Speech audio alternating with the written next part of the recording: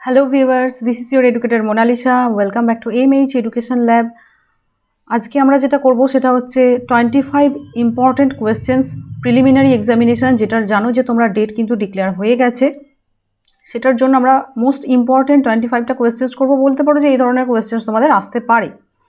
তো তোমরা MH education lab এই ইউটিউব চ্যানেলটা অবশ্যই সাবস্ক্রাইব করে নাও। তার সঙ্গে তোমরা টেলিগ্রাম চ্যানেল জয়েন করে নিতে পারো ইম্পর্টেন্ট পিডিএফ এবং ডকুমেন্টসগুলো পাওয়ার জন্য।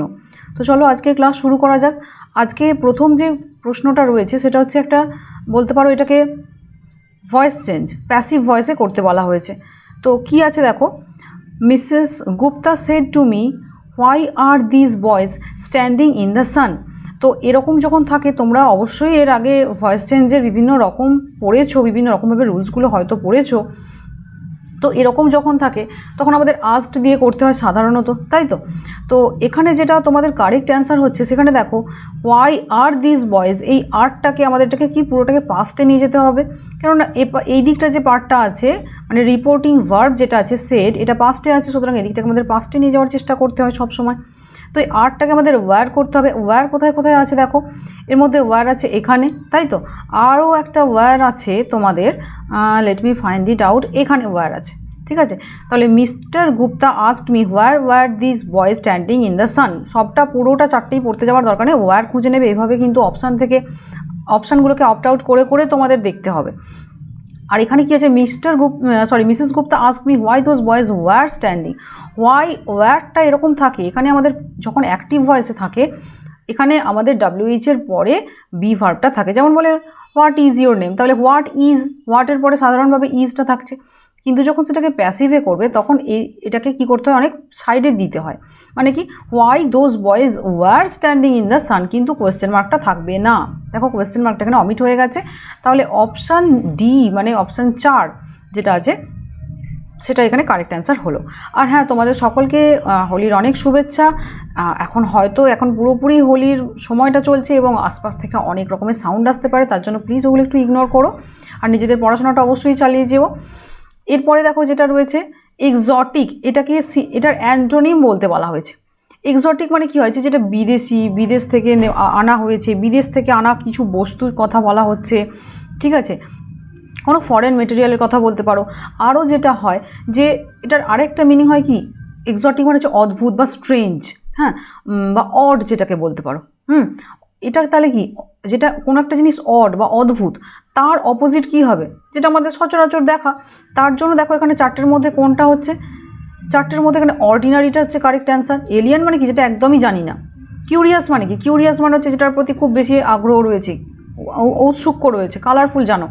কিন্তু অর্ডিনারি মানে কি, সাধারণ। আর যেটা এক্সোটিক সেটা কি, বিদেশি বস্তু বা অসাধারণ কিছু, সেটাকে আমরা এক্সোটিক বলি। কিন্তু যখন অর্ডিনারি মানে সাধারণ, তাহলে বোঝা যাচ্ছে এখানে কেন এটা অ্যান্টোনিম হবে। এরপরটাতে চলে যাচ্ছি, চলো।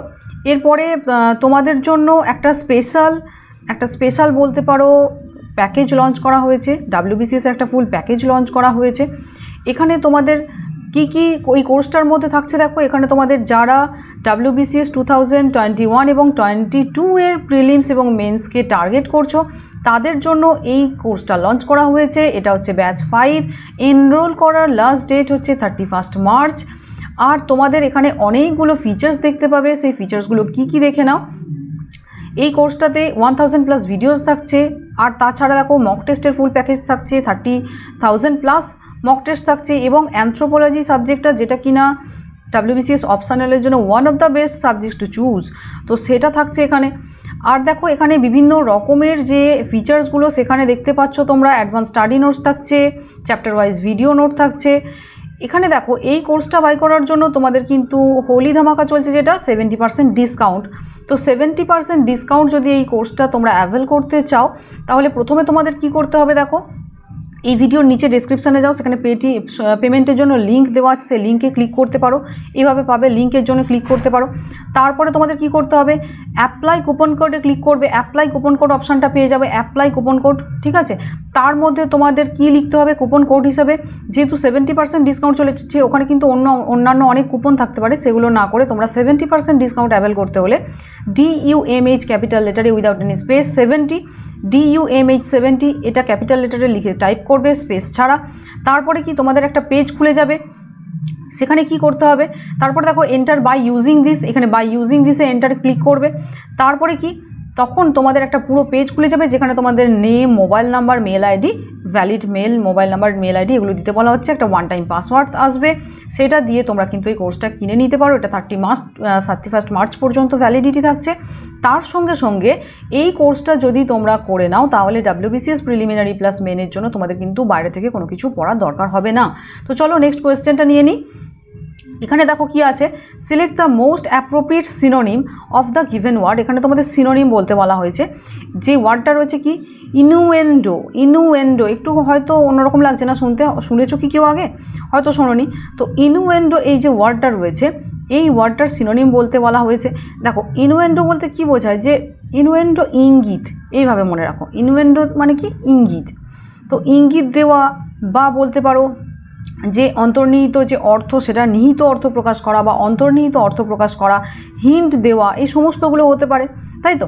তাহলে ইনুয়েন্ডো মানে আর কি হতে পারে, রেফারেন্স হতে পারে, হিন্ট হতে পারে সিনোনিম হিসাবে। কিন্তু এখানে যে কটা রয়েছে দেখো, ভেরিফিকেশান মানে তোমরা জানো যে ভেরিফাই করা কোনো কিছু, প্রুফ মানে কি কোনো কিছু একটা প্রুফ করা যেটাকে বলা হয়, ঠিক আছে। প্রুফ কোনো একটা প্রমাণ যেটাকে বলা হয় সেটা প্রুফ বলা হয়। এভিডেন্স মানে সেটাও প্রমাণ টাইপের আসছে।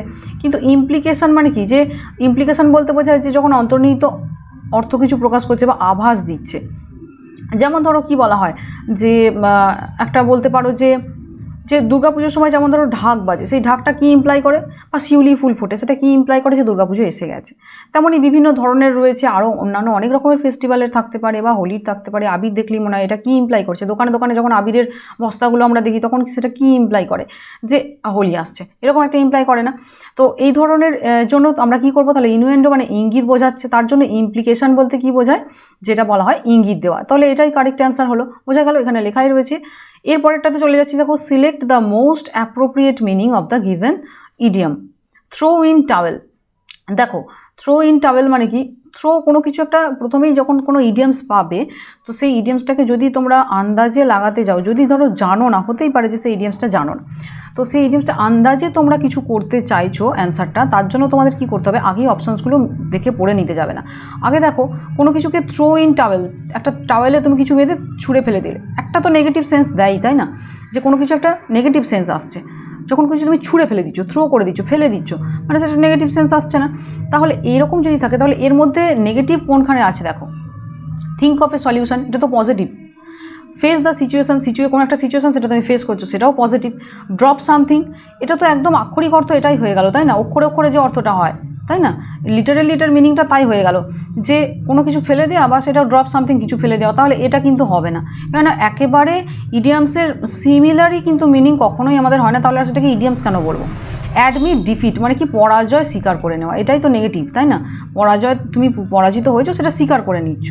তাই জন্য অ্যাডমিট ডিফিটটা এইভাবেও মনে রাখতে পারো যে নেগেটিভ ফিলিং দিচ্ছে, সুতরাং তোমার যদি ইডিয়ামসটার মিনিং জানা নাও থাকে তোমরা কিন্তু এটাকে ক্লিক করে দিতে পারো। আর এটাই হচ্ছে option, correct option. Throw in towel মানে কি, যে টাওয়েল ছুঁড়ে ফেলে দিল মানে কি, সে পরাজয় স্বীকার করে নিল, ঠিক আছে। একদম ছবির মতো ভেবে নাও, তাহলেই দেখো চোখ বন্ধ করো এবং ছবির মতো ভেবে নাও, তাহলে এটা বুঝতে পেরে যাবে, ভুলবে না। এরপরেরটা কি আছে দেখো, select the wrongly spelled word.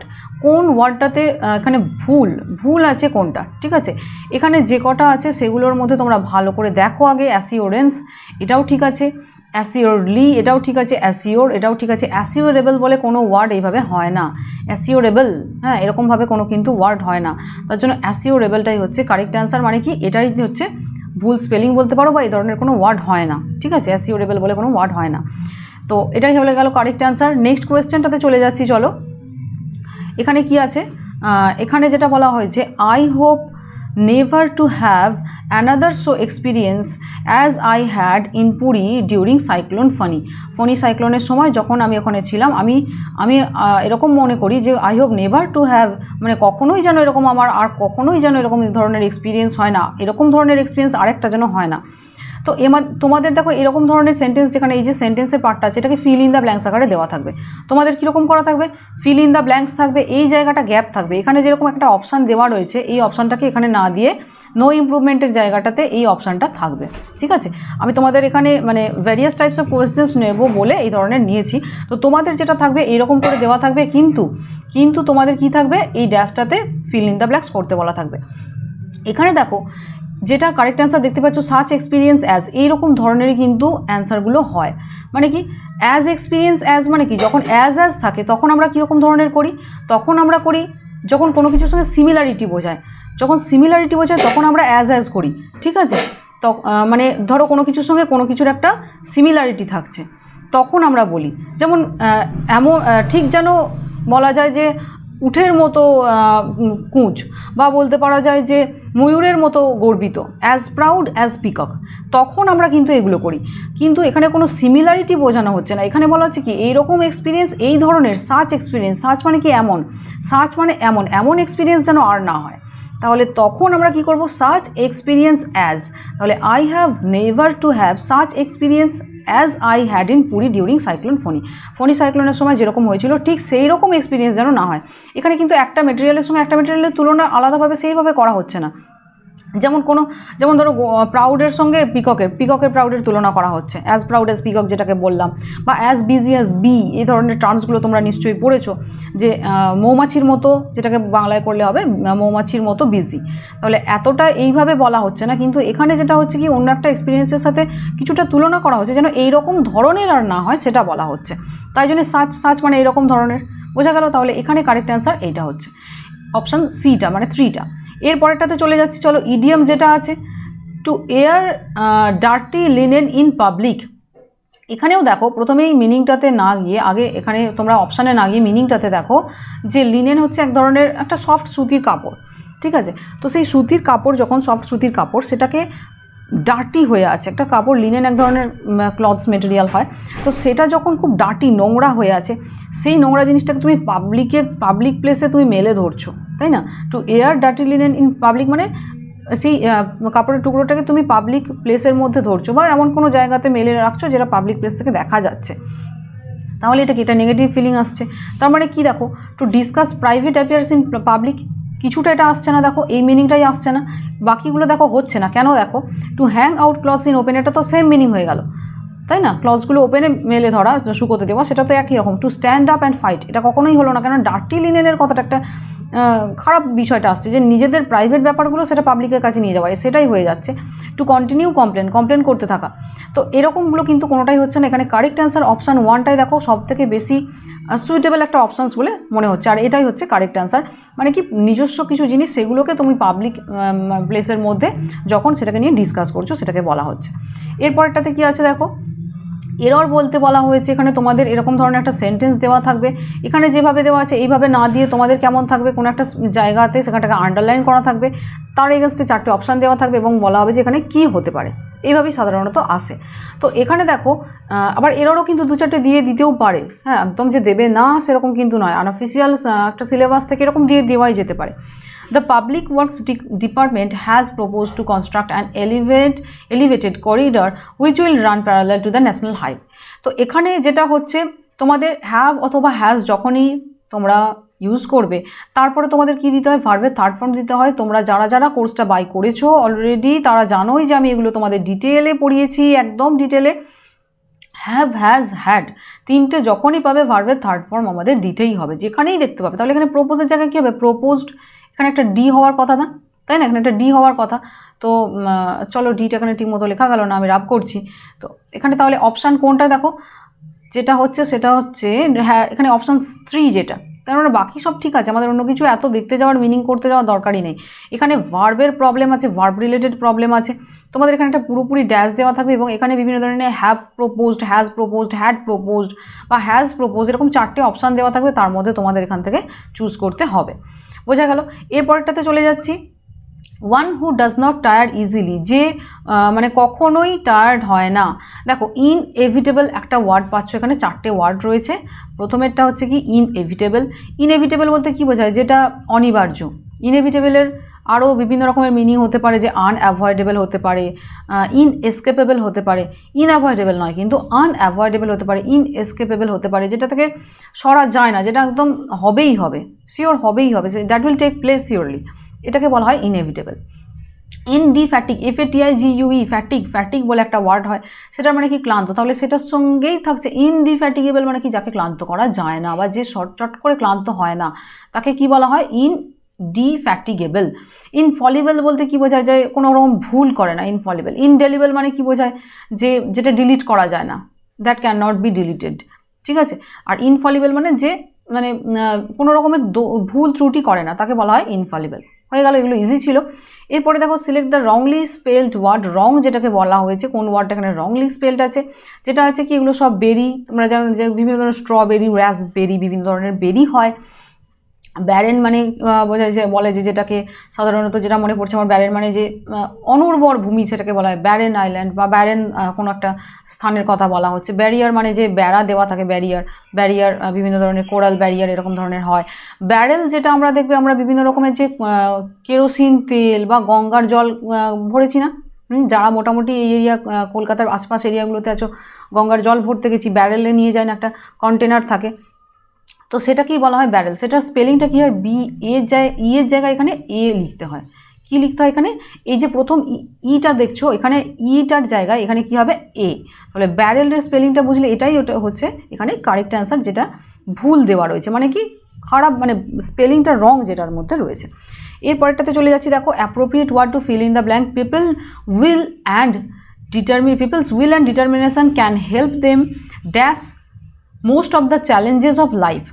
দেখো চ্যালেঞ্জ, লাইফের যে চ্যালেঞ্জগুলো সেগুলোকে কি করা হয়, ওভারকাম করা হয়। তাহলে এখান থেকে বোঝা যাচ্ছে যে ওভারকামটা হচ্ছে কারেক্ট অ্যান্সার। বাকি অপশানসগুলো কী কী আছে দেখো, ওভার ভ্যালু মানে কি, যেটাকে বেশি মূল্য দিয়ে দেওয়া হয়, কোনো কিছু যা মানে যা কিছু তোমার যেটার যা মূল্য তার থেকে ওভার দিয়ে দেওয়া, সেটা ওভার ভ্যালু। ওভার ডু মানে কি, সেই একই, ডু মানে কাজ করা, ওভার ডু মানে বেশি কাজ করে নেওয়া, যে যখন কোনো কিছু যে কাজটা করা দরকার তার থেকে বেশি কিছু কাজ করা হচ্ছে, সেটাকে বলা হয় কি ওভার ডু। আর ওভার ভিউ মানে কিন্তু মানে অতিরিক্ত দেখে নেওয়া নয়। ওভার ভিউ মানে কি বোঝায়, মানে বলতে পারো যে একটা ব্রিফ করা বা সামারি করা বা ইন্সপেকশন করা, কোনো কিছু একটা an act of examine something. Inspection করা মানে কোনো কিছুকে মানে দেখছো, এক্সামিন করছো, সেটাকেই বলা হয় ওভারভিউ।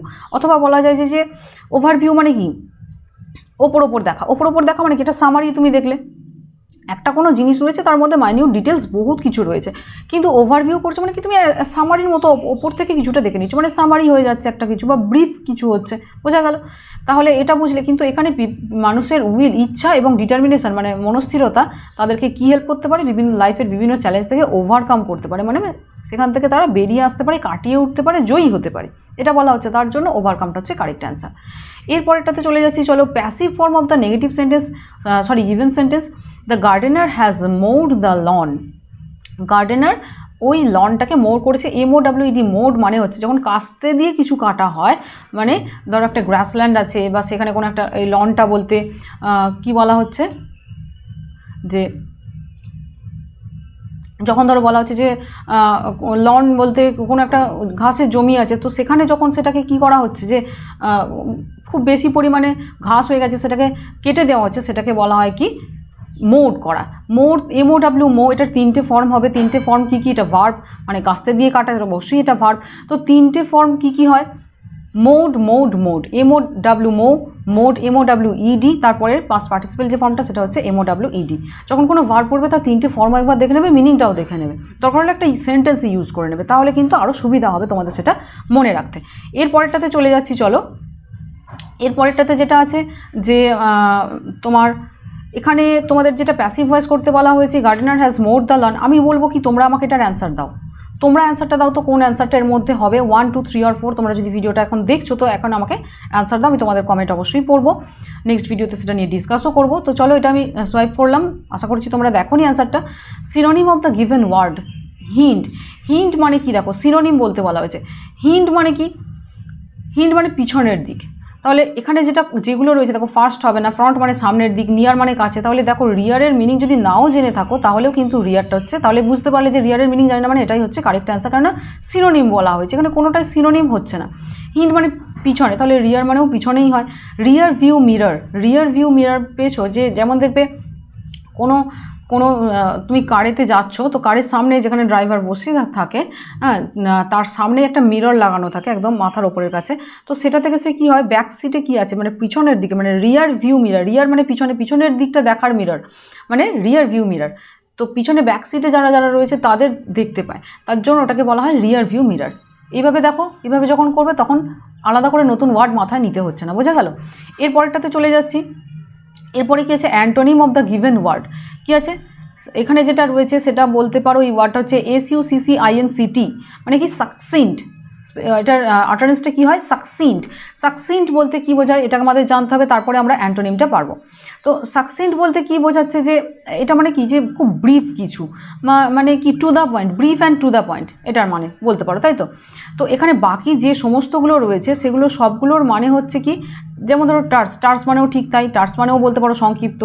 PITTHY, পিথি বলতে কী বোঝায়, এটার মানেও হচ্ছে কার্ট, CURT, কার্ট মানে কার্টেল, রিডিউস, এই সব কিন্তু CURTIL, কার্টেল মানে কমানো না, তো CURT কার্ট মানে হচ্ছে সেই কমানো। পিথি মানেও হচ্ছে সেই সংক্ষিপ্ত, টার্স মানেও বলতে পারো ব্রিফ, এই একই জিনিস সব কটার, এগুলো সাকসিন্টের মিনিং হচ্ছে এই 3 নম্বর পর্যন্ত। লেন্দি মানে হচ্ছে টেনে টেনে বাড়ানো, যেটাকে এনলার্জ করা বলা হয়।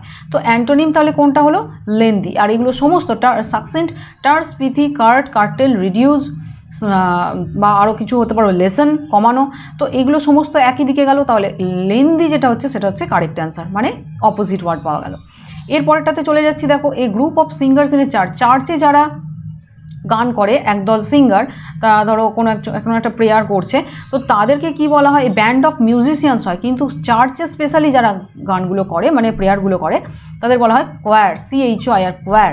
কোয়ারের স্পেলিং দেখে নেবে, CHOIR, কোয়ার, ঠিক আছে? বিভিন্ন ধরনের নভেলস যদি পড়ো তার মধ্যে এই ধরনের কিন্তু ওয়ার্ডসগুলো ইউজ হয় খুব বেশি। এটা পাওয়া গেল। ট্রুপটা বলতে পারো একটা সৈন্য দলকে বোঝানো হয়। হোস্ট মানে তো তোমরা জানো যে উদ্বোধন করে আর কি, যে মানে অ্যাঙ্কার, তাকে হোস্ট বলা হয়। এরপরেরটাতে চলে যাচ্ছি, চলো এখানে কি আছে, এখানে যেটা বলা হয়েছে যে এখানে একটা ফিল ইন দ্য ব্ল্যাঙ্কস, এই ধরনের কিন্তু অনেক কোয়েশ্চেন্স তোমাদের দেওয়া হয় ফিল ইন দ্য ব্ল্যাঙ্কসে।